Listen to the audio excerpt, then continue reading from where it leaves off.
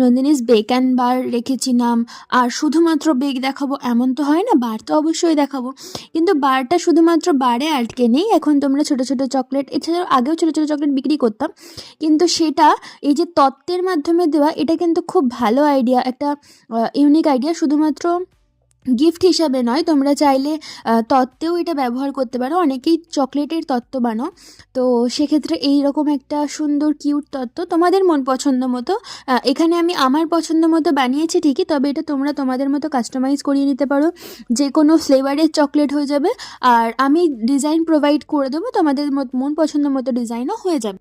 আচ্ছা, এমন নয় শুধুমাত্র বিয়ের জন্য এরকম নিতে পারো, তোমরা চাইলে বার্থডে, অ্যানিভার্সারি বা বেবি শাওয়ারের জন্য এরকম কম্বো করে নিতে পারো, তত্ত্ব হিসাবে হোক বা কোনো আলাদাভাবে বক্স হিসাবে, সেটাও কিন্তু খুব সুন্দর লাগবে। আর অল ইন্ডিয়া ডেলিভারি অ্যাভেলেবেল আছে।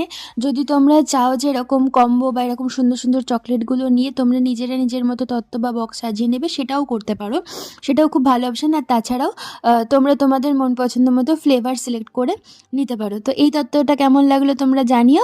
আজকের মতো এটুকুই, টাটা, সবাই ভালো থেকো।